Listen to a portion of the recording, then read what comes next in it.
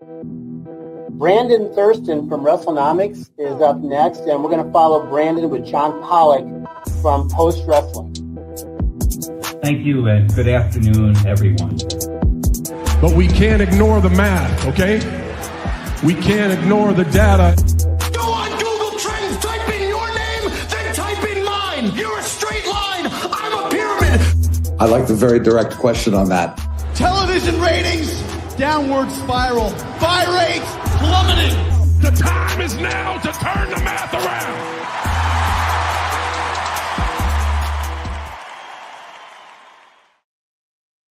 And welcome, everybody, to another edition of Pollock and Thurston. I am John Pollock alongside Brandon Thurston.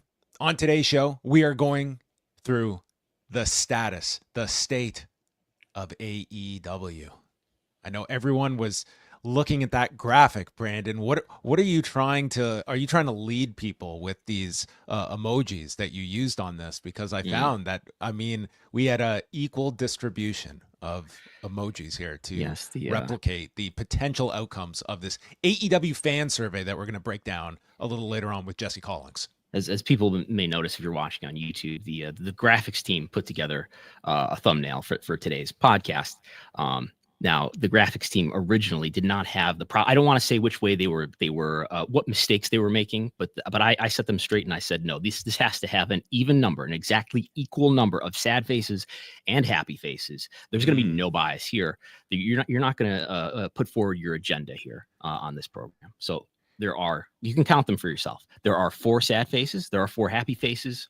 There are 3 neutral faces. So it's okay to be neutral too. Okay, you can be neutral as well on this topic. So yes, a little later on, Jesse Collings is going to join us because he has conducted this really interesting fan survey that he got about 800 responses to, going through all of these various questions that he asked the AEW fan base about. So we're going to talk a little bit about what this survey says. Obviously, it's a very, I found, interesting read to look at. It's certainly going to probably be an audience that is pretty engaged into professional wrestling that is responding to this. But I still feel you can glean a lot from some of the data that Jesse was able to pour through here, and we'll break down some of these. It'll make for an interesting podcast nonetheless. 801 responses, but he does note in the article he's aware that this is a hardcore representation of the fan base here. Also, we are going to be talking about the latest movement on the Janel Grant case as they are looking to push that forward. AEW planning to take over Texas during All In Week in July. We've got UFC and Meta coming together. We've got viewership stats, all that and more. But let's dive into things first and foremost. And well, let's start off actually with the Janel Grant case, because this came out last week, and we do have a story up on the site at postwrestling.com. Janel Grant and her team are now looking to start the discovery process in their lawsuit. And what was the response from the defendants? Were they all unanimous in stating, you know what, this case has gone on long enough. Let's take things to the next step. Let's open up our documents and records for Janel Grant's case. Was that how the defendants responded to this, Brandon? No. So we don't have a response from the defendants as part of the court filings yet. But what was included in Grant's new filing are some email exhibits between Grant's attorneys and the defendant's attorneys. And it should be no surprise to anyone who's been following this closely enough that the defendants don't want to do discovery. And for anybody who doesn't know, discovery is when you start to allow the other side to look at your records, look at your documents, maybe email records. They want video security, security video. They want travel records involving Vince and John Laurinaitis and Brock Lesnar. Depositions would be a part of discovery. The defendants are pushing this into arbitration, trying to get this entire case to go into arbitration because they know that there's this arbitration clause that's part of the NDA that's central to this case. And so they argue that, hey, this entire thing, they're probably going to argue, and that's what they're alluding to, this entire thing could go to arbitration, which is a private process, not a part of public court. And why start discovery now and cost, and take on all the costs for the court and for the attorneys of doing discovery when that might have to be repeated in private arbitration. So it's just the more cost-effective thing to do. It's the fairer thing to do, and it would save everybody money, unless it doesn't go to arbitration. What would be the purpose of Janel Grant's team pushing this forward at a point when the ruling hasn't been made by Judge Russell yet? We still have this amended complaint that still has to be accepted by the judge. Like, is this, like, was there any strategy of this being accepted by the defendants, or do you look at this as like a strategic method of trying to be more aggressive just in terms of moving this case forward? I don't know. That's a good question. I don't know exactly what the strategic thought is. Clearly, I mean, Grant wants this to stay in public court, and she wants a continued court case that involves all the discovery that they want. And they want everybody to see exactly what happened here. And for the defense, it's the opposite. I mean, do you see any obvious strategy here? Well, I think that it is nonetheless, I think this does tie to when pressure the state period to settle or put some whatever leverage over the defendant, especially if the judge does agree. I mean, what WWE doesn't want, what Vince doesn't want, and Lauren Ice doesn't want is more references. You like discovery as part of filings necessarily. You might get some of it as exhibits, but you don't want all that stuff to be public. And the more, that's negative for them, and that's leverage, I suppose, for a settlement, even though, as all litigants are, they're not, openly open to a settlement. Yeah, and there is a portion in this filing that reads, plaintiff's counsel, after consultation with their client, certify that A, they have discussed the nature and basis of her claims and possibility for achieving a prompt settlement or other resolution of the case, and B, they have developed the following proposed case management plan, which they outline as a kind of theoretical timetable to go through the next process. But of course, the defendants are believing that is premature. And I would argue that the defendants do have a substantial argument here that this has not been ruled upon yet by the judge, if this even should be moving forward. So that is a reasonable, I think, pushback from the defense here. But you know what the answer to all this is? It's how do you interpret the federal rules of civil procedure? I think that's going to have a lot to do with it. And that's where I just go, I don't know. And it seems to be different in every jurisdiction, even at the federal level. As far as like, is it proper now for there to be discovery at this point, despite the fact that the judge still has not ruled on the motions to compel arbitration, has not ruled on whether this amended complaint is going to be the operative complaint in the lawsuit going forward? Yes. So until Judge Russell decides to decide, this is sort of just in limbo, unless a settlement occurs. And if the defense just feels that this is the time to ramp up that discussion, we've talked about this almost in circles at this point of like what you're looking to get out of this specifically. Like, I think for WWE and John Laurinaitis, you just want this to be ended and move on. With Vince McMahon, I think there's more than just making this go away. It's restoring your reputation, I think, is the key to all of this for Vince McMahon. And will a settlement be viewed as such that he will feel that he can move forward with whatever it is he wants to launch next and get out of this whole process? Yeah. And I mean, to that end, if you want to restore your reputation, is that going to happen in arbitration? It would seem not, but maybe there's a defamation lawsuit that Vince could file.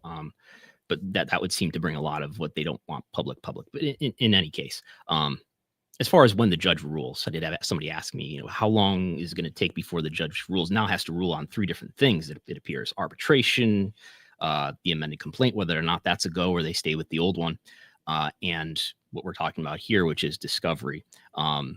Judges generally have no timeline, no deadline about when they have to make their decisions, but I understand there is some 6-month period where they have to file a report, and there is some sort of soft pressure there that you have to make a decision on pending motions within 6 months. So we'll be waiting. As the closest thing we have to an unofficial lawyer, that being you, Brandon. Definitely not. I feel you can make these decisions. Like I could dedicate, I'm going to take the entire day on Friday to go through this case, and I think by Monday I could decide on all these things. You'd have to read a lot of them. Yeah, you have to read a lot of case law. You'd have to, read, and maybe we would finally understand the federal rules of procedure. Okay, well, we will continue to monitor this as it moves forward. WWE launched on Netflix in India beginning this past Monday, even got a mention on the broadcast by Michael Cole because it was technically April 1st by the time this aired in India on Monday. And this ends WWE's long-standing relationship with Sony and its various partners since 2002 that they go back to. Their last agreement commenced in March of 2019, a 5-year deal that expired this past week and was somewhere in the neighborhood roughly of like $200 million it was worth over those 5 years. And yes, so they had 40 to 50, I think, is the prevailing wisdom. There's no official confirmation on the record by the parties about that. But yeah, it was what, 2020 through now, through the other day. Yeah. They signed this agreement like right in the sorry, it was not 2019, it was 2020 that they signed this, like right as the pandemic was beginning. They signed this big extension to their Sony deal. But which was roughly double from the prior deal, which I believe was around 28 million a year. And during this like last 5-year period, we definitely saw some of those initiatives. They built up to that superstar spectacle that they taped from the PC, which was really interesting because I just pulled up that card today to look at it, and the Indian talent that they had on that card: Jinder Mahal, the Bollywood Boys, Serena Sandhu, Jeet Rama, Shanky. Do you remember the dancing Shanky? Giant Zanjeer and Guru Raj. You know what all of these performers have in common, Brandon? Besides, they're no longer with WWE. Ding, ding, ding. They're all gone from the company during this stretch when, India had been one of those, the famous global localization map that Paul Levesque introduced to us years and years ago. India was definitely had one of those NXT flags on it. But they did send out Nick Khan to promote this big move and was asked about the idea of bringing a premium live event to India. And he said that we're penciling that out for 2026 and 2027 in one of our first meetings with Netflix after the deal was signed. Without asking, Netflix handed us a list of their priority countries. At the top of that list was India. And knowing that the race would come into play on April 1st in India, if it's important to Netflix, assume it's important to us. India has always been important to us, so we're penciling it out now, and let's wait and see. So the pencils are out. Pencils come with erasers, but interesting to note there the priority that India is for Netflix, where Netflix is not does not have a huge footprint in India. I believe it has about 12 million subscribers in India, and I guess they are looking at WWE as potentially being a area that they can grow that subscription in a part of the world that do not have that dominance in. Yeah, this is one of the issues we should probably talk about more, is that Netflix is an amazing shiny brand that everybody's, especially in the US, it is the winner of the streaming wars in different geographies. It's for WB, it is a step up in reach. I think for the UK that would be correct, right? Given that they were on BT Sport, which was UK wrestling fans, come on out and correct us. I believe BT Sport had lower reach versus what Netflix would have in that country. But here, in the case of Sony, I believe Sony's reach is greater than Netflix. So we will see what the plans are for India and being able to make that a big focus of kind of where Netflix and just is to mention. targeting. The notion of doing a big event, a big premium live event in India, they have experimented. It's a huge population. I would venture to guess this is probably the population with the biggest WWE audience. However you would mention that, just because of the sheer population of India. I mean, it's far greater than the US or really any other country where WWE has a significant presence. But the median income in India is just not what it is in other countries like the United States or like the European countries that they've done PLEs in before. So it's probably why we have not seen a major event, televised event anyway, in India to this point. But if it's important to your biggest TV partner, which is now Netflix, then it's important to you. Ring Ka King. Maybe that's the glory period of yes. pro wrestling in India. Another one of Jeff Jarrett's achievements. All right, let's talk about AEW. They have announced a week of events that will be taking place in Texas in the lead up to All In at Globe Life Field. So they have announced that July 9th and 10th, they will be doing Dynamite and Collision on back-to-back nights at the Curtis Culwell Center in Garland, Texas. That will be followed by ROH's Death Before Dishonor at the Esports Stadium that they did their residency in last summer. That will be on the Friday night, the night before All In, and accompanying this will be the return of StarCast over Friday and Saturday at the Sheraton in Arlington as they are preparing for their big week in Texas. And that Saturday, they will be going up against a Saturday night's main event as well. So this is the big battle that I would think they have not announced this officially, but it would certainly, you would assume here that Collision will be live on the Thursday right after Dynamite as well, so as not to collide with, obviously, All In being on the Saturday.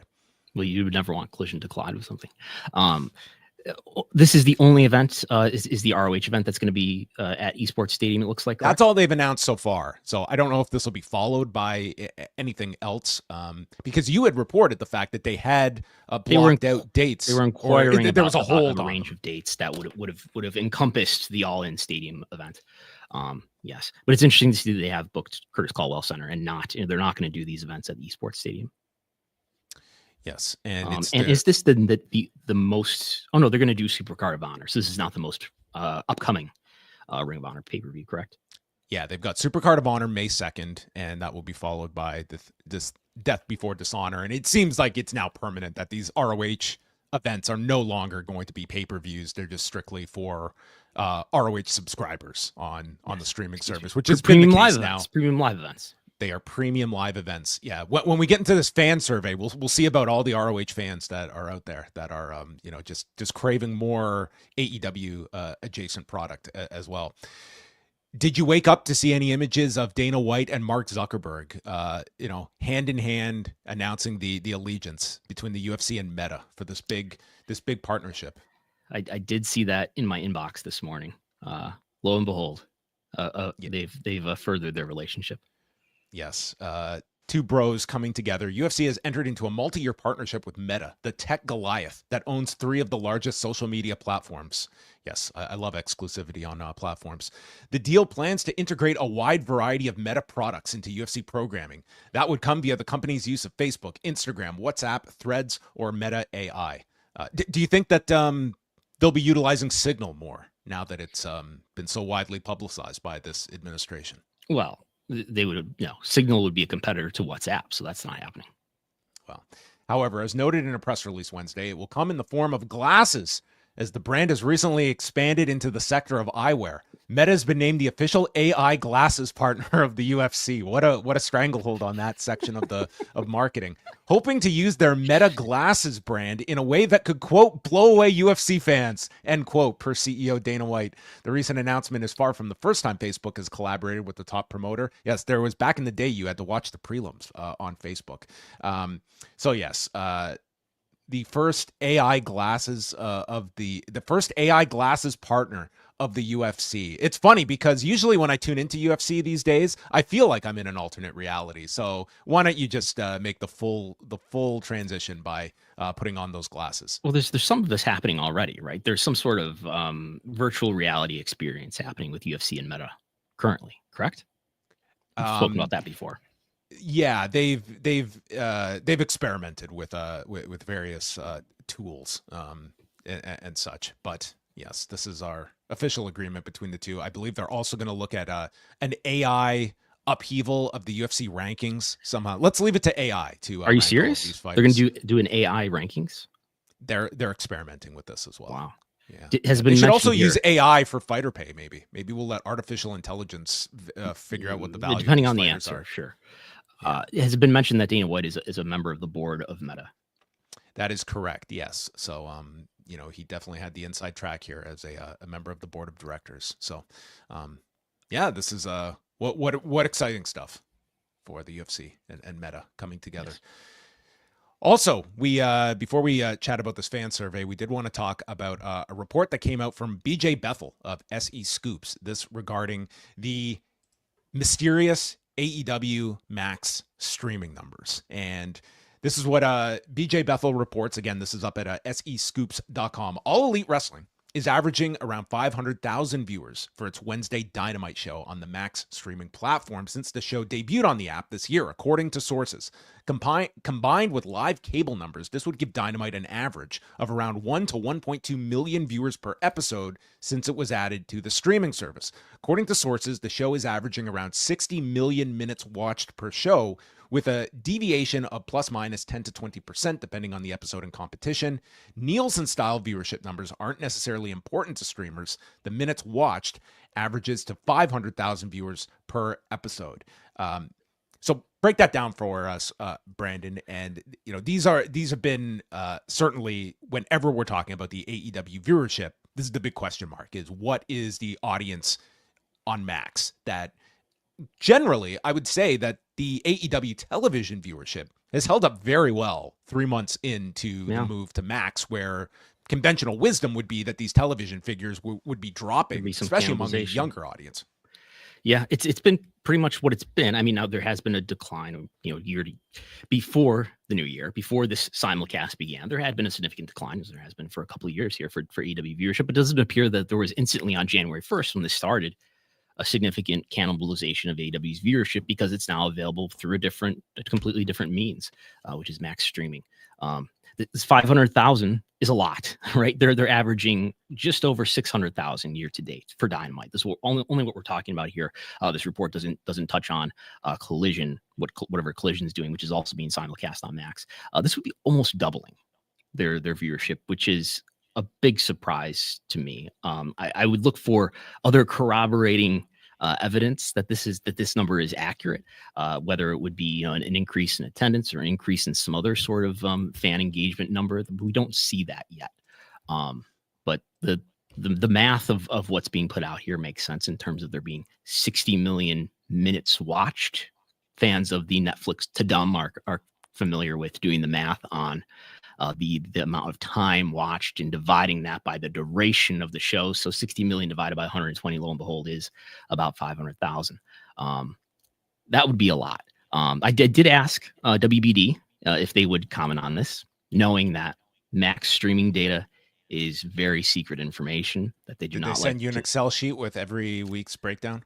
They did not, unfortunately. But I did get a comment. It's amazing to get comments from people. Usually it's the partners of wrestling companies and not the wrestling companies themselves that give me comments. Well, they said that they couldn't comment on any actual viewership information for Max, but could say that Max has never released that kind of information either on or off the record, which is not a surprise to hear.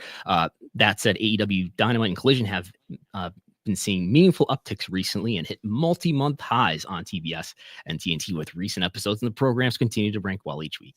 Max's AEW audience is additive to that, both in terms of viewership of the live program as well as viewership of on-demand library content, and we are excited to continue to grow the AEW audience across their platforms. So a preview of the Tony Khan media call, perhaps, that's coming up tomorrow. I don't know. What do you think? I would have enjoyed that statement if they said, we haven't given out that information on the record, but we've definitely given it out off the record to many people. That would be something if they could so share. Yeah, I mean, a question is AEW even getting this data week to week or ever? Yeah, and that would be a relevant question. And I guess the one that I would throw to you, if this information is under such lock and key, if AEW is out there actively trying to secure advertising, if it's not getting these numbers, how valuable are these numbers to AEW if it can't even verify what they are? I mean, it may just be a dynamic of the SAG-AFTRA. They're not giving the actors their Netflix, their viewership numbers, because they don't want them to know. They don't want them to be able to fairly negotiate their value in terms of what they're delivering to the platform. So I could see that sort of line of thinking is if there's no Nielsen, that's going to make this information at least easier to access. It's not like there's a Nielsen website that we can all log into and get all the information that we want. We have nice resources like Program Insider, but I digress. It at least makes it harder for them to know what their real value is and negotiate more favorably for themselves. Yeah.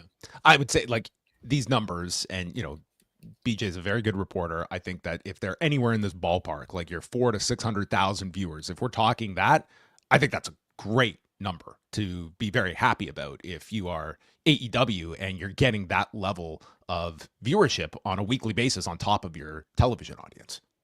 Yeah. Like I said, I would like to see, and look, I've been a big, proponent of the notion that being on an additional platform, which it does significantly increase their reach. They're going from last year 65 million homes to whatever the incremental amount is. It's probably 10 million, maybe more than that, extra homes now that they're in that they weren't in before because now they're on Max.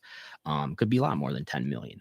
But I would like to see an increase in attendance, which we're not seeing yet.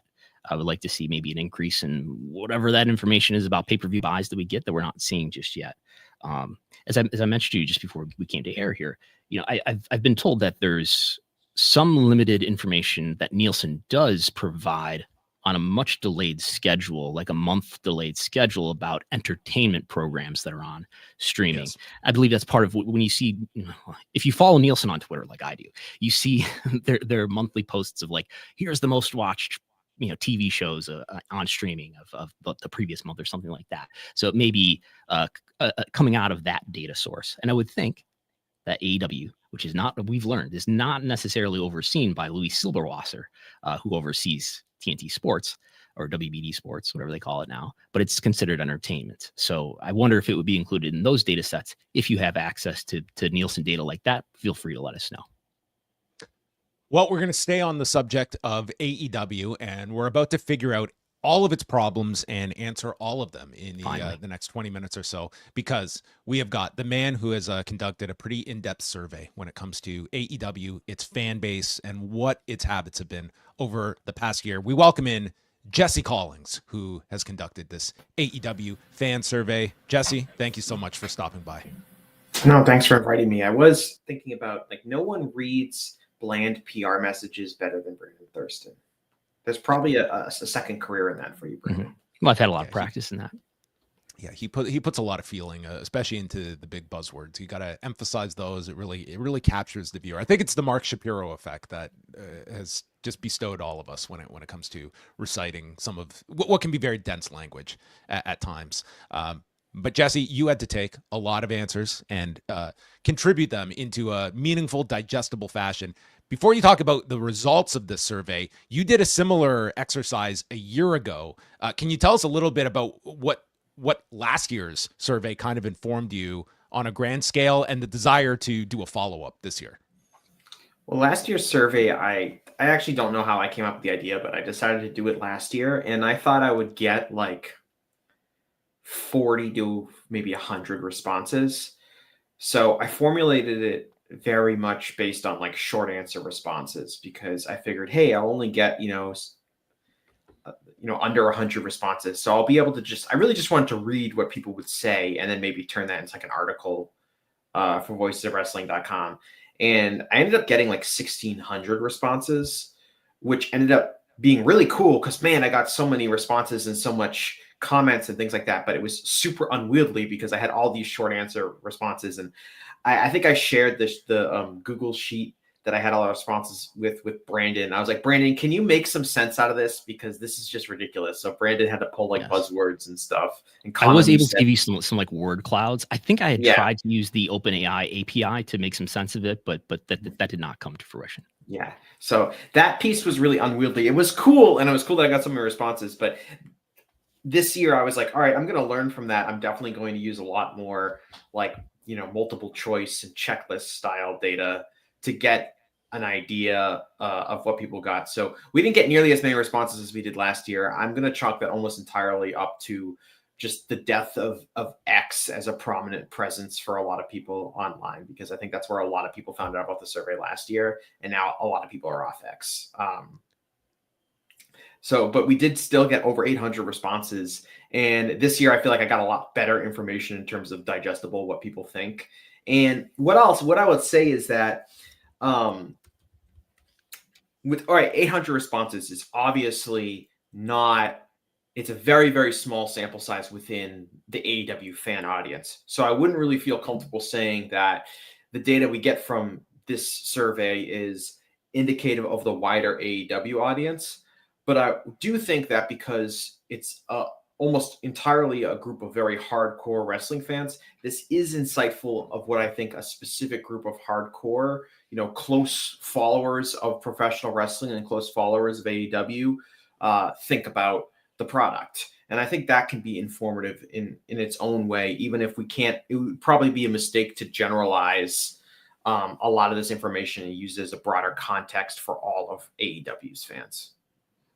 One thing overall that I would just, again, this is kind of just going from my own sense of things, is that a year ago compared to today, if we actually go exactly a year ago, because I just saw this pop up online, it was CM Punk's interview in studio with Ariel Helwani, and shortly after that was the announcement that AEW is going to run the security footage on TV, and it just felt like this CM Punk cloud is never going to elude this company. And it does feel that at this point, it does feel like we are significantly in a post CM Punk AEW where that is not the predominant narrative attached to this company. Would you agree with that? Did airing the footage work? Let's talk about that, because I thought it was a terrible idea at the time. But I did too. Ever since they aired that footage, that was kind of the end. I mean, they kind of tried to play it into an angle, but it did a good quarter hour. Yeah. People always want to point to like, this was the moment where everything there is, I don't think it's the cause, but there is a time that the timing does coincide with an increase in the decrease of TV ratings for AEW. Yeah, so I think like Trevor Dame once told me this on my podcast. He said that this is, the CM Punk, the brawl out incident and everything associated with that has kind of is like AEW's version of the Montreal screw job, right? It's something that's just going to follow the company and the people that were involved in it around for the rest of their careers. And that's probably true to an extent. I'm sure in 20 years, if the Young Bucks are doing an interview, someone will bring up, the brawl out incidents, right? But in the CM Punk press conference, but it's definitely feels like it's history, not the present in AEW. And I do think like I said this multiple times on my podcast when we went over the survey data. I definitely feel like this was a good time to do the survey. And if you're AEW, in terms of, I think fan optimism is a lot higher over the last month or 2 months than it has been in quite some time. So if you're AEW, this is probably a really good time to get a positive feedback from your fan base. If this had been conducted maybe even 4 months ago, 3 months ago, it might have been a lot of a different story in terms of, I think, a lot more fan resentment over different things. Do you have what's your biggest takeaway from this? What did you learn? I learned a lot. I would say the two things that stood out to me the most. The first was that, at least from the fans that we surveyed, of course, that there was almost 70% of fans that they had confidence in Tony Khan as the key decision maker within AEW, which high approval rating. Yeah, I thought it would be considered high because, 68.7% of fans said that they had confidence, and 15.8% of fans said they did not have confidence, and then the other 15% had no opinion. And I think if you I feel like the rhetoric that you see pretty much anywhere around Tony Khan seems to be negative, coming from pretty much all facets. So this was a reminder that I think, even if I feel like the day-to-day discussions about Tony Khan's leadership often takes a negative light, when fans take a step back and think about overall what has this guy done with this wrestling promotion, at least the group of fans that we surveyed seem to agree with that. And a lot of the short answer comments that I got that were after this question related to Tony Khan's leadership, which I asked the people who filled out the survey, why did you vote the way that you did?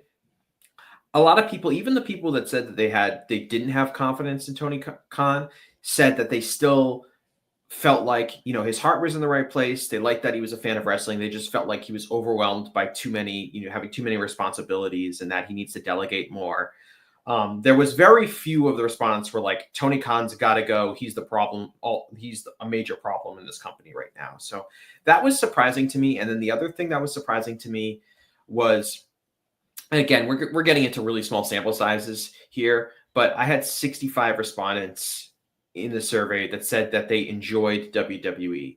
And kind of looking at what their responses were to some of the questions compared to the voting body as a whole, there were some pretty significant differences in how they viewed the product. And I do think that is, again, it's dangerous to draw big conclusions, but I do think it's interesting to note that there does seems to be a difference between people that are kind of like enjoy the WWE product and how they feel about the AEW product, and kind of everyone else that watches AEW. Yeah, I think it's like one of the overarching problems that people have talking online about wrestling is that, well, is there something about us engaging in this way that makes our point of view so distorted compared to whatever this big mainstream fan view is? But something that did stand out to me is you mentioned, people watching the video can see it here. You've got over 2/3 of this audience, of this 801 people, saying that they either don't watch or they are outright WWE haters. They dislike WWE. So, and I would say that that's different from what I visually saw when I went to an AEW event last, some 10 months ago. Yeah, and that's why I think, again, this is indicative of what like a very hardcore subset of AEW fans think, not the general fan base.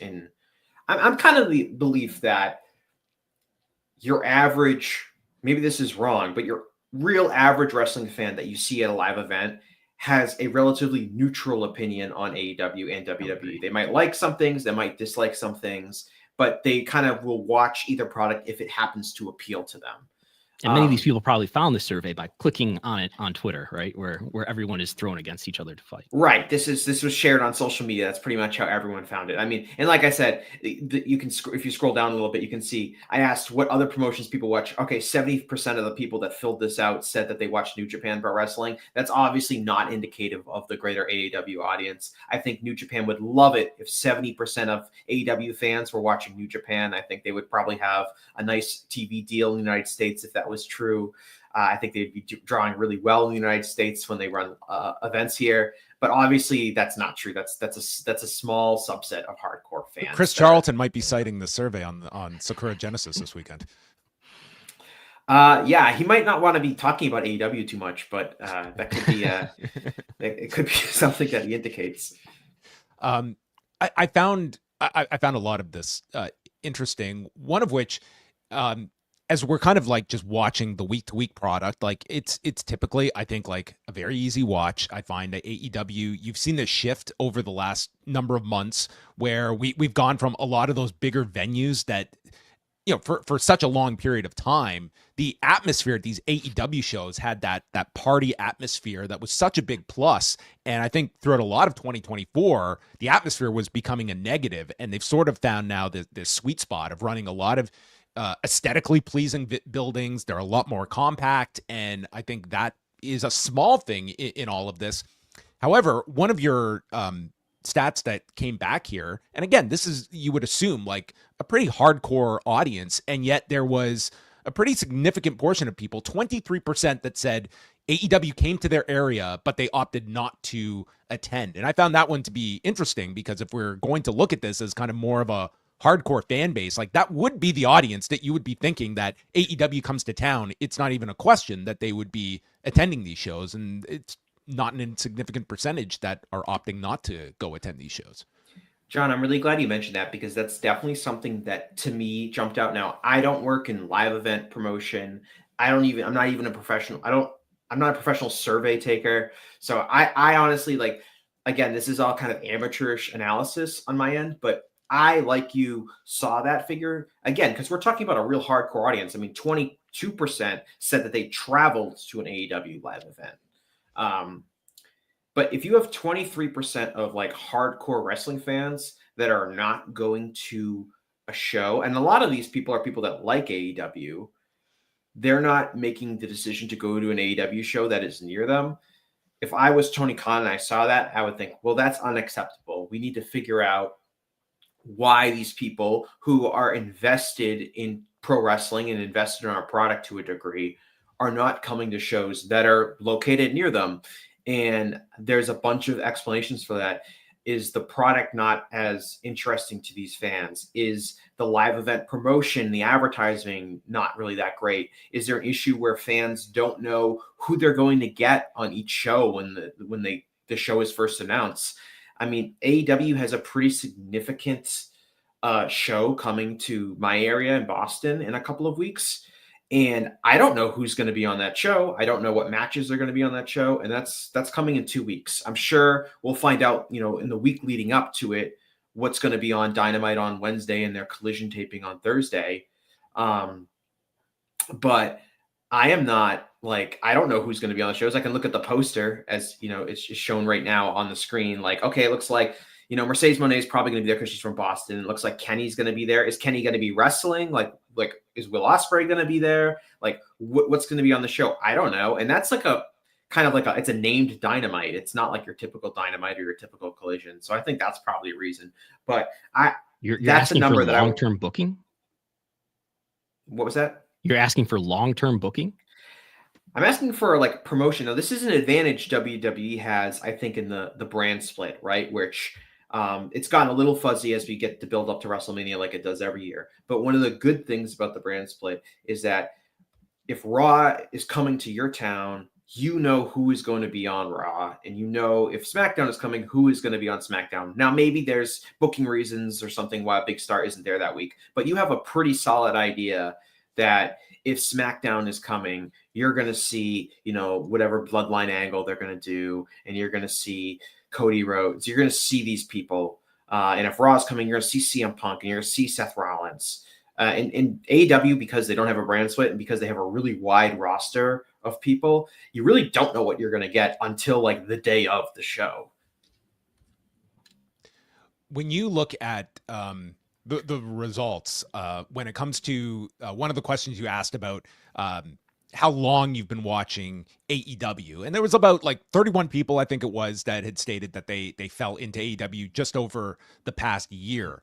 And I'm curious to you, what would you attribute factors that AEW is actively doing, whether it's, wider distribution on Max, or even for yourself, Jesse, when you fall into a show on Netflix or something, what are the things that are pulling people towards even finding AEW at this point? Is there enough of that promotion that goes outside of your wrestling bubble and good week to week shows, in terms of just creating new fans? I know it's not an easy question, because if people had the answer, it'd be certainly demonstrated a lot more. But I always find that interesting for both companies when it comes to bringing people into this, where it's a big ask if you want to absorb this, and we're asking you to watch all these hours of television every week and dive into this. What are those methods to finding new fans? I'm really small sample size, right? Only 31 people out of this survey. I'm really fascinated by the 31 people who said they've watched AEW in the past year and also found this survey. I said that I would like to have a roundtable discussion with all of them. I would probably need a Dr. Strangelove, war room roundtable to fit all the people on it. But I'm really fascinated by what they have to say, just because, for the exact same reason, John, because, as people that have been in following the wrestling industry closely, like all of us here have been for years and years, it's kind of hard to relate to. There's my roundtable that I'm going to have. Yeah, this is Jesse's next podcast. Yes, several of the people are going to be Peter Sellers too. That'd be awesome. But we're gonna you have when you're in it as deep as we are, and as probably a lot of the people that are listening to the show are, it's kind of hard to relate to someone that knows extremely little about professional wrestling. I went to a indie show with my roommate a month ago, and she knew nothing about professional wrestling, but she was just kind of, it's something I've never been to before, so I want to try it. And so I was there and having to try to explain to her, this is what it is. No, she knew it was fake, but she didn't know how it was fake. And it was I'm sure other people have had this interaction before. Jesse, what promotion was it? This was Chaotic Wrestling, which is kind of they actually had a really good, they had probably 300 or 400 people there. Trying to think Anthony Green was there.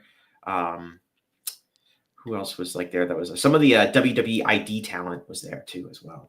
You should have been handing out surveys at the show. Mail-in ballots. I know that would be interesting too. And it was interesting was going to an indie show and seeing kind of what the crowd was like there and how different it was from indie shows 10 years ago. I think there was a lot more NXT kind of WWE fans there than there were 10 years ago, which were a lot more Bullet Club shirt wearing fans. But I'm fascinated by the people that said that they came into wrestling. I saw some of the results from the short answers that some people said. Someone said that, I had never watched pro wrestling before I first started watching AEW. And this is what I think of the product. And this is why I'm engaged. I would say that, again, really small sample size, women's wrestling. And I think the kind of artistic niche that it has is a way to bring in fans that maybe otherwise would not be traditional pro wrestling fans, not people that would be maybe super into like Stone Cold Steve Austin chugging beers and giving stunners, like how a lot of wrestling fans first started watching wrestling, or these super high work rate indie matches. I do think that women's wrestling in like the Toni Storm character, whether you like it or not, I do think it can bring a different type of person into the world of professional wrestling. And that maybe is an audience that AEW wants to target, as opposed to, nostalgic for a previous era of professional wrestling that no longer exists, or some WWE fans to start sampling the product a little bit more. I do think that is a potential avenue. And I did see that, at least from this limited number of people that responded that were new fans, that women's wrestling in general was something that they were really interested in. I've always been fascinated since I saw like All Japan Women in the 80s, not in real time, and just heard those crowds scream, and like the teenage girls up by the thousands in the Budokan scream, and you can't help but think, well, could something like this be reproduced today? Well, and what happened to those fans, right? Like, well, they forced the talent to retire, for one thing, at age 26. Yeah. Yeah, and certainly, and I think this is when we talked about like, it's also like this kind of conflict amongst AEW fans. And one of the issues with AEW since the company first started was that when it first became announced, every fan kind of inherently put expectations on AEW to be the company that represents what they personally feel like was missing in pro wrestling. And I think a heavy emphasis, not just on women's wrestling, but like a presentation of pro wrestling that might cater more towards female viewers, with the way some characters like the Toni Storm character are presented, the way some drama is orchestrated on the show, that might be in opposition to your hardcore wrestling fan that wants to see, this high work rate or 1980s territory style professional wrestling presentation. And that's always an issue with AEW. Is I think you have it's a big tent of a lot of diverse types of wrestling fans, and it's hard to satisfy all of them.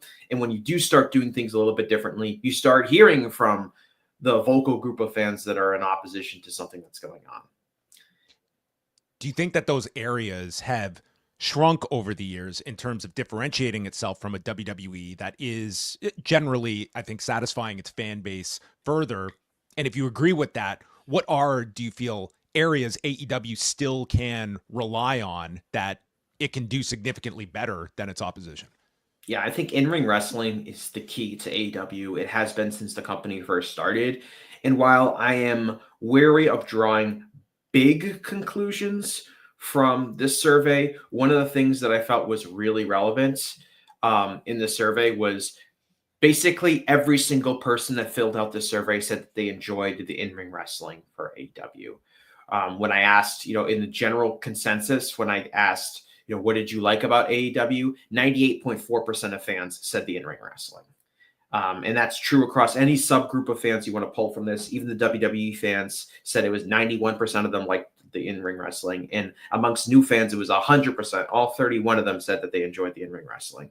So that has been the strength of the promotion since the company first started. That will continue to probably be the strength of the promotion. And if I was Tony Khan and I was someone in AEW, I think that would always be top of mind, that we are a in-ring wrestling promotion. And that has to be what our company is about. That is what our fan bases want. It's also something that I think they have a significant edge over WWE and pretty much any other American professional wrestling company.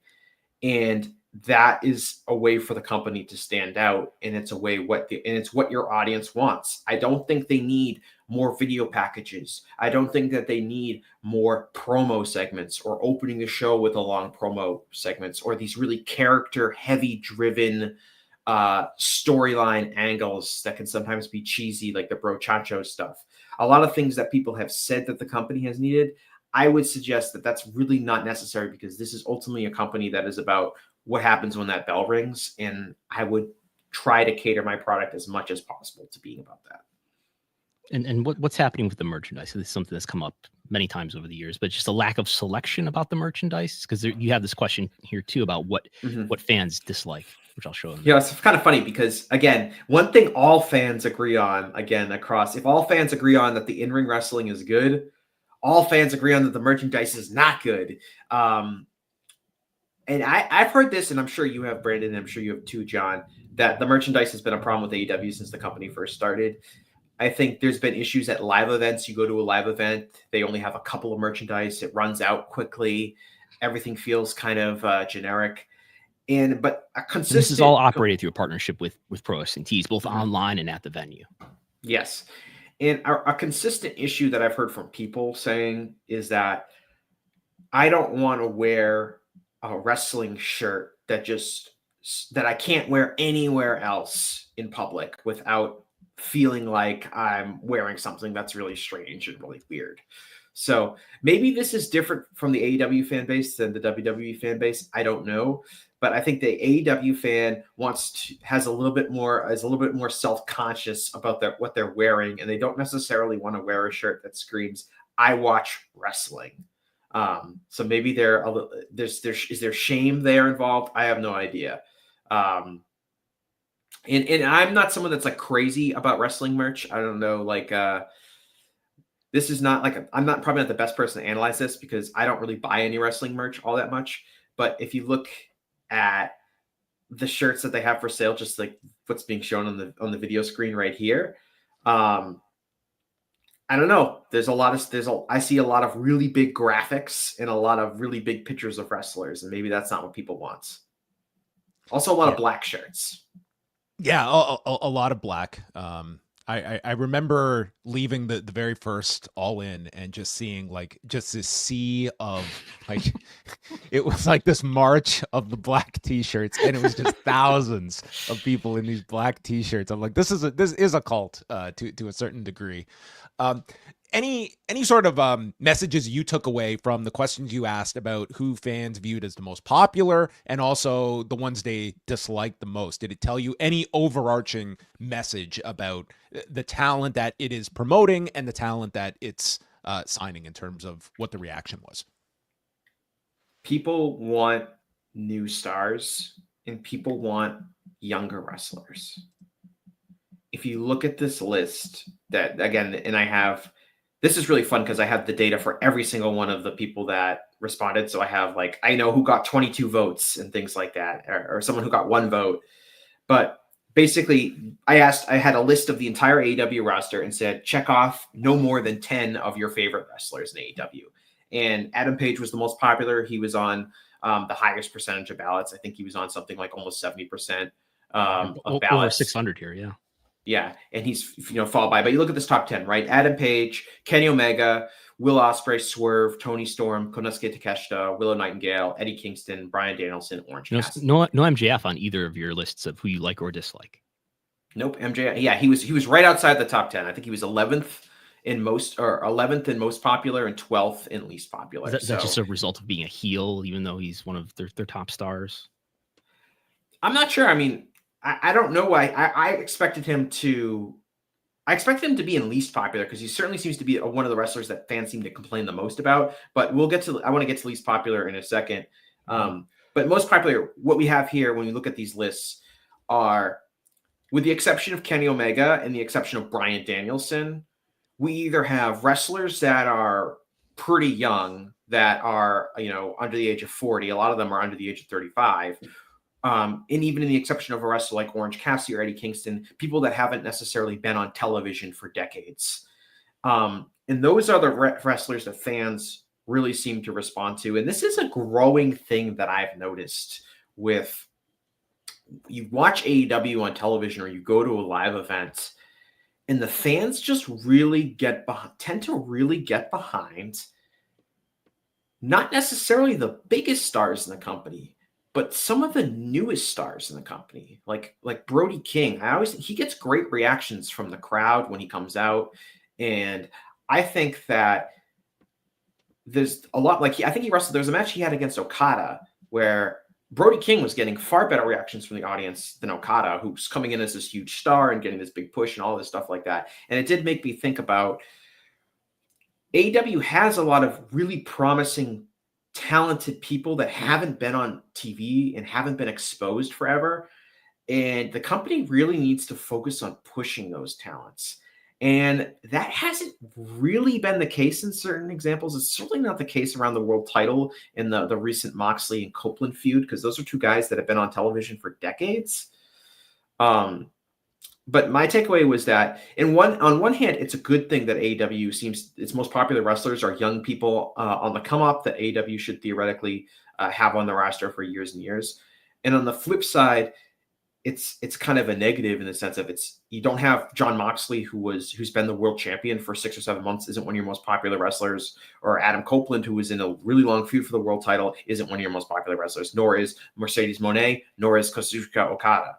So these really high-priced people that you're bringing in and pushing a lot are not necessarily resonating as much as some of these other wrestlers are. And why did you leave Billy Gunn and Cope off of this most popular wrestlers list? Yeah, I had to throw out the Billy Gunn results because he got 100% of the vote. So, it's kind of like one of those suspicious things that you don't know. But when we talk about the least popular, what's the big thing with the least popular wrestlers is people don't like old talent. These are just people who have heel heat, though, right? They're ageist. Yeah, they're getting that kind of good heat. There's some noise here. I would say I would look at the Camille results and I'd be like, I think Camille is getting those votes for a different reason necessarily than her on-screen performance. I don't think she's really a part of that. Honestly, I don't know, but other people have told me that she has some political views that are unpopular, which I was completely unaware of, but makes sense. I mean, maybe they are popular, but divisive, yes. Yeah, not popular with the fans who filled out the survey. But you look at, Chris Jericho, he is the Michael Jordan of this category. He'll be winning this category, I think, for as long as he's in the company. And then you have Britt Baker, and then you have Adam Copeland, you have Billy Gunn, you have Jeff Jarrett sneaking on here. Even I noticed Dustin Rhodes got 28 votes, which I was kind of really surprised. But I was like, come on, who hates Dustin Rhodes? Who all he does, he seems to be a pretty benign character. Who's voting out there that hates Dustin Rhodes? But there are people that are just I don't want to see any old people on my television. I want this to be a new, fresh, exciting company. And I think Britt that's Baker being number 2 here is a surprise to me. Yeah, I don't really know what to make of that. I know that she is there's a lot of people that don't like her, I guess, is how I would say it. I personally have never really understood it the way, I kind of like Jericho, but I also really understand why he ranks so highly on here for a number of different reasons.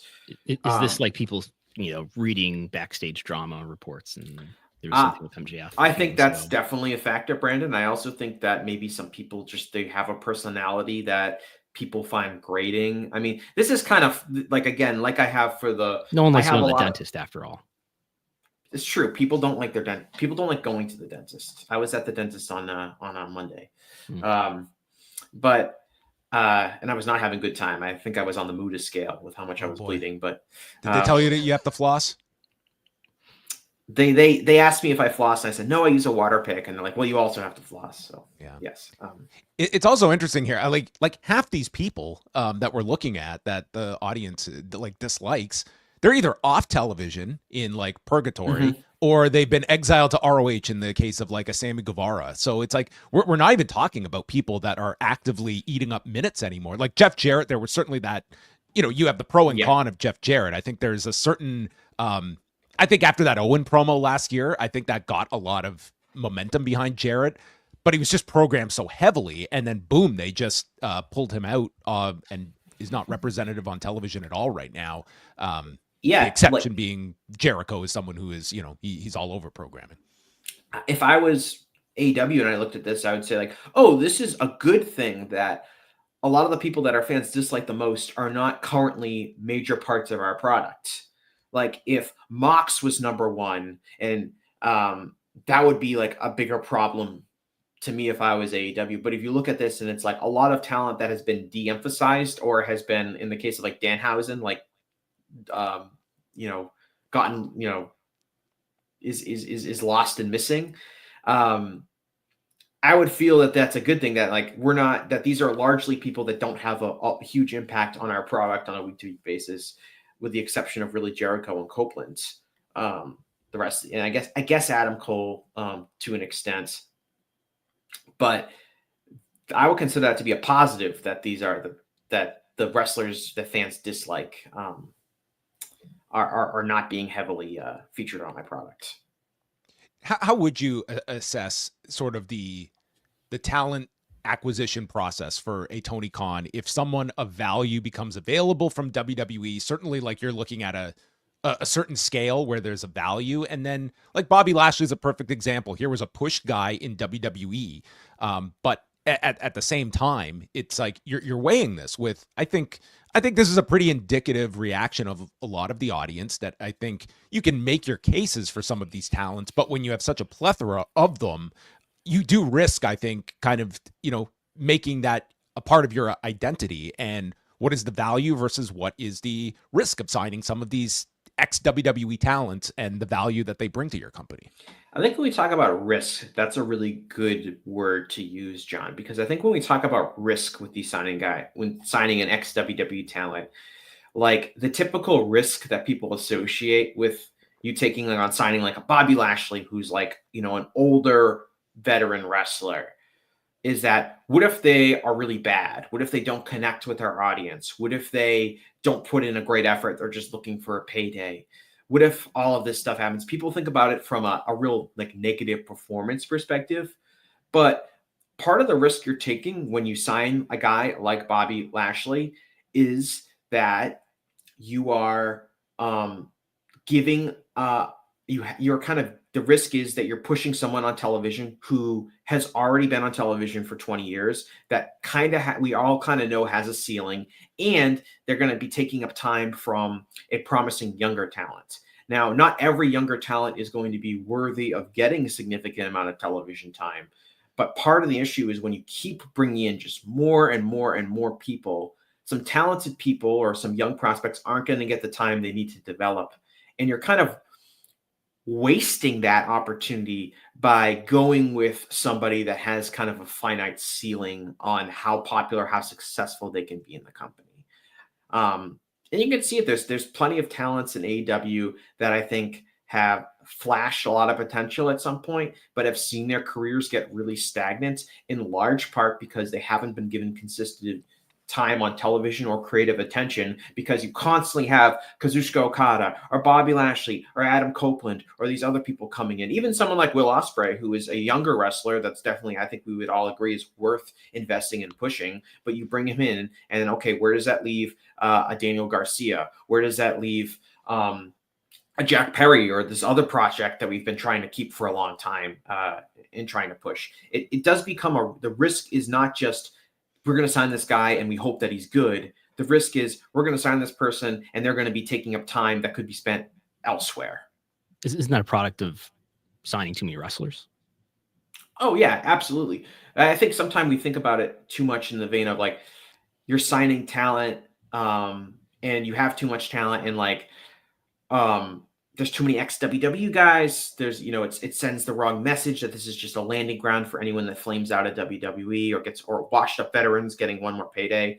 But I think there's another element to it that is really important, which is that a lot of the veterans from WWE that AEW have signed have been good. Like, I think Adam Copeland as a performer has done a really solid job in terms of what he's performed doing in AEW. Clearly wants to be there. I mean, that's very evident. Yep. He's putting in a really, I think, a good effort. I think some of the stuff with the Moxley angle didn't really connect, but overall, I would say that he is a plus asset to the company from a performance perspective. But you're also paying the price of making this guy who has a very, I think, a defined ceiling in terms of what he can mean for your company in terms of drawing power, in terms of star power, in terms of all of this other stuff. And you're taking away opportunities that could be reflected with other wrestlers. And I think that's where a lot of the resentment of older wrestlers comes from. I don't think that there are people that necessarily hate, there's not 30 people that hate Dustin Rhodes, but they see him and like, okay, that's a mid-card role that maybe another wrestler that could have that's not in his 50s. And I think that's something a lot of fans feel. I think there's something connected in that. I think we talked about over the years that you could look back at the kicking off of most big booms in wrestling or territories getting set on fire. And it's usually, with the exception of like Hulk Hogan turning heel, it's usually coinciding with a new star who's being pushed to the main event for the first time. Mm-hmm.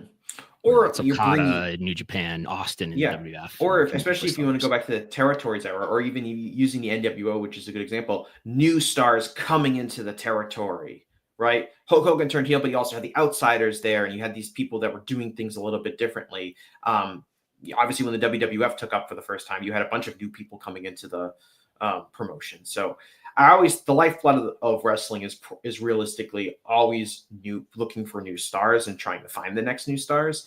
And I think from a war chest perspective, AEW has a really great collection of promising talents that they can continue to push to the top level. I think far better than what WWE has. If you look at the WWE men's roster, it's almost, in terms of guys who get significant pushes, it's almost entirely wrestlers that have 20 plus years of experience. I think if you look at the top matches at WrestleMania, Roman Reigns is the greenest wrestler that they have in terms of who they're pushing. And that's to get back to a previous point you said, John, pushing new wrestlers that people haven't seen on TV forever is also something that AEW could maybe have an advantage of currently. The entire survey and all of its results, complete with graphs, can be read over at voicesofwrestling.com. Besides myself and Brandon, I hope this survey makes the rounds and all wrestling podcasters and end up breaking this down. I would love to know the insights of other people in the industry to go through this survey with you, Jesse. But this is a really great exercise on your part. I hope you continue to do some of these surveys. Maybe next you will tackle a WWE survey to get the vibes of, as you've dubbed it, Shakespeare in the Park with the Bloodline segments. Yeah, no, thanks. And me and Adam Berger broke down the survey on my podcast, the Gentleman's Wrestling Podcast. So if you hate reading and don't want to look at all the data yourself, that's also available anywhere you can get your podcasts if you want to listen to further analysis of that. All right. Well, thank you very much for joining us, Jesse, to go through all of the results, and we'll definitely chat with you soon. And enjoy Boston if you do make it to. Have you ever gone to that venue that AEW is running for any concerts or anything? Do you know anything? So that's a pretty new venue that they opened up a year or two ago. It's literally inside Fenway Park. It is not Fenway Park itself, but it's it's probably a 3,500 to 4,000 seat venue. I think my parents went to go see Sting from the wrestler. Yeah, no, Sting. Yeah, they went to go see Sting. Sting. So they went to go. I think they saw Sting there. So it's kind of like a new concert venue. I have never been in there, but it is in line with kind of what you said, John, which is they're running these different kind of aesthetically different venues because they've run in Boston. They've run two venues before. They ran the Agganis Arena, which is a pretty standard, mid-sized, I don't know, it's 5,000 or 6,000 seats, basketball, ice hockey rink on the campus of Boston University. And they've run the TD Garden, which is, where the Celtics and the Bruins play. So they've kind of been in traditional buildings. It's very interesting that they chose this building because they could go to they probably wouldn't want to go to the TD Garden again because unless they had something really spectacular, they probably wouldn't draw that well. But they could have easily gone back to the Agganis and done, 4,000 or 5,000 people or whatever for this show. The fact that they're choosing to go to a slightly smaller venue that has a different vibe is I think notable. And that's something I can at least see from a local level. I'm sure some of these other buildings that they've been in other parts and other cities they've been to is also interesting. All right. Well, thanks a lot, Jesse, for stopping by. This has been a really interesting chat and the discussion. I enjoyed really listening to you and Adam break this all down and going through the survey. So thanks for coming on. Thanks. All right. That was Jesse Collings joining us. Again, you can check out the survey results over at voicesofwrestling.com. And final couple of minutes here. Let's go through just a couple of the viewership results from the past couple of days. SmackDown on Friday night up against the NCAA basketball tournament. 1,350,000 viewers on the USA Network, down 7.5%, and a 0.4 in the demo, which was up slightly from a 0.39 the week before. This this was a taped show from London, so on a several-hour tape delay, all leading to the big contract signing with Roman Reigns, Seth Rollins, and with a tear in his eye, CM Punk, as he was granted his WrestleMania main event through Section 4, Clause 3 of the contract that he signed. Yeah, the March Madness numbers have been really, really big. I looked at the Saturday numbers and I tweeted those. I mean, you got a Duke, I think Alabama game that did a combined 9 million viewers. So you can chalk that up to this week. You would think that in the run up to WrestleMania, you'd be seeing stronger numbers, which we often do. But yeah, this was their lowest in quite some time. This might have been their lowest. Was this their lowest on USA since the USA run? No, it wasn't. There's one other that was lower, at least, maybe a couple. Yeah. And if you recall, this was sort of the thinking that Nick Khan had stated before about pushing WrestleMania to later in April, avoiding the NCAA tournament. Like, often they'd be going up against like the final weekend of the tournament, and then that Raw would go against the final game. So they're avoiding that altogether. Saturday's Collision up against the NCAA, 339,000 viewers and a 0.09. Obviously, this was down huge from the previous week when they aired late that night with the lead-in from the NCAA. So they were down like 40% in viewers, which was to be expected.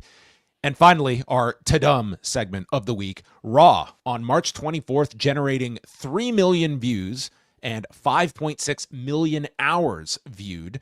It says here an hour and 44 runtime. I definitely have to watch a lot more than an hour and 44 minutes of Raw each week. So, that has to be the shortest edited down Raw that they have listed to date on Netflix. But yeah, ranking 4th globally, 3rd in the US, 6th in Canada among the 22 countries where it ranked in the top 10. Pretty normal number for the numbers that we've gotten so far. It did get as low as 2.6 million on February 24th, but now it's just been hovering at 3 million, 3.1 million for the last several weeks.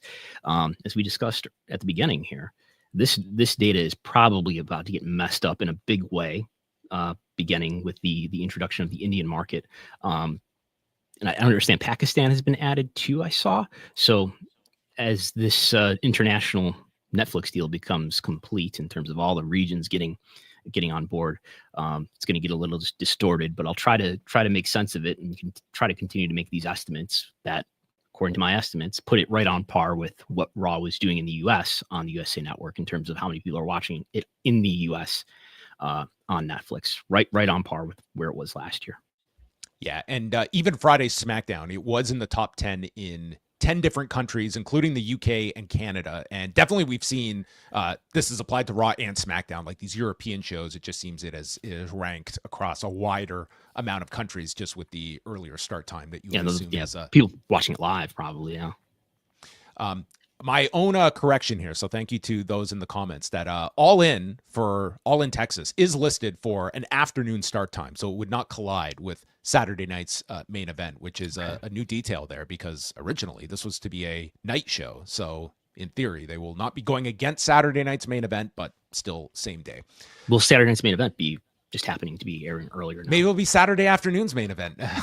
You know what? NBC might have a very will there be a 4-hour schedule. Pre-show? 4-hour pre-show to Saturday night's main event, maybe.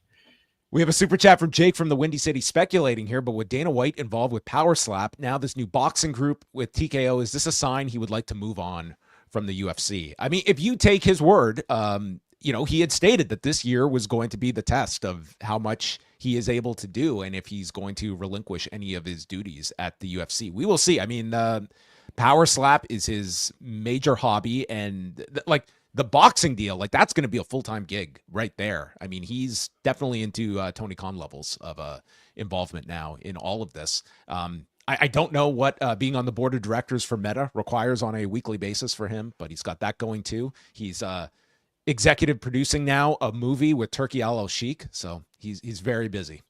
A movie about what? It's called Brawler.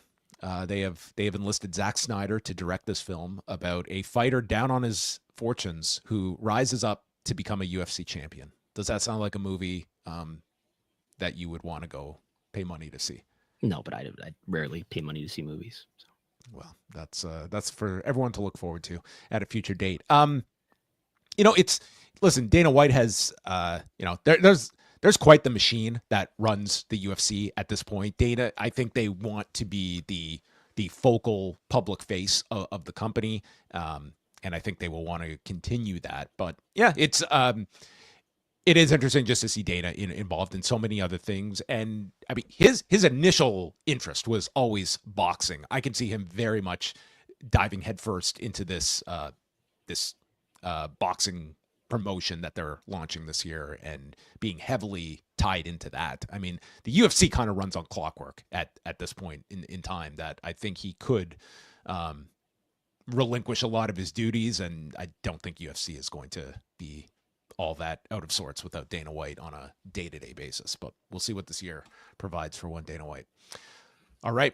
Well, there you go. You sent me before we leave. You sent me a link to an eBay product. Would you like to me to show that? Well, we were having the discussion with Jesse about how wrestling fans will wear almost anything in public, and that always brings back. This is available. I think this was the absolute lowest rock bottom. Is this a gift that is this a gift idea for you for upcoming holidays?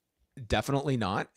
If you ever purchased this shirt and wore it, I definitely think differently of you.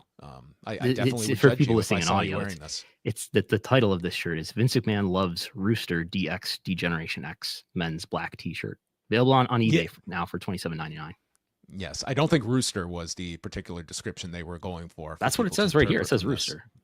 Yeah, that's it. That's probably to get around eBay regulations, but yeah, very classy company. That will wrap things up for us. Again, a thank you to Jesse Collings for joining us. And you can follow all of Brandon's work over at WrestleNomics.com, Patreon.com/WrestleNomics, as well as supporting him on Substack. And he has always got the state of the industry coming your way to figure out what is happening in the business world. And more importantly, how is John Cena's European line of clothing selling? We got to get some European merch numbers. Yeah. We got some I have a script that goes through every single day and checks what are the top listed items on W Shop and AEW Shop and Pro Wrestling Tees, and then we publish that every month. So we got the monthly update that just went up today, and the big winners, if these lists are honest, take them for what they're worth. John Cena, and over in AEW, you got two shirts for Hangman Adam Page, number 1 and number 2. So consistent. So the heel turn is not going to affect his royalty checks, is what you're telling us. It doesn't look like it so far. I mean, it could always be greater if he was a face. You could always have that theory. That is true itself. Have you come to a conclusion on any travel plans in the month of April? Are you going? No definitive final answer has been made, but we're leaning towards no, I think. Okay, well, you have to break the news here if you are going or not. But I have until I have a week notice that I have to cancel my hotel by, so I'm probably waiting until the last minute. Thursday, Tony Khan is going to be hosting a media call ahead of Dynasty, which is happening this Sunday. So any news and notes coming out of that, we will be talking about later this week. And you can follow all of my work over at postwrestling.com. Wei Ting and I, we just put out the latest Rewind Away up at postwrestlingcafe.com, covering SummerSlam 1997, featuring Bret Hart versus The Undertaker, Steve Austin's neck injury, Governor Christine Todd Whitman, who removed the entertainment tax to allow WWF to run a televised event in the state of New Jersey, and got her own segment on WWF programming, and one of the worst contest giveaways in company history, as they promoted all summer long, giving away $1 million, and there were no winners at the end of it. So that was SummerSlam 97 in a nutshell. Check out all of that, and then I'm back tonight with Wei Ting right after Dynamite from Peoria, Illinois. They're doing a double taping tonight of Dynamite and Collision. So Brandon will be watching NCAA basketball, but I know he'll have Dynamite on, maybe on a second screen. Are there any good games on tonight? This is the Final Four? Not yet? I don't know. Who knows? But I turn it on the TV. Yeah, you can keep me up to date on NCAA, and I can tell you about the Japanese Grand Prix this Sunday as Yuki Tsunoda becomes the number 2 driver for Red Bull. It's a huge race this weekend for Red Bull. But that's it for us. Thanks to everyone for tuning in. We'll be back next Wednesday, 1 Eastern, on all your WrestleNomics post-wrestling feeds. Goodbye.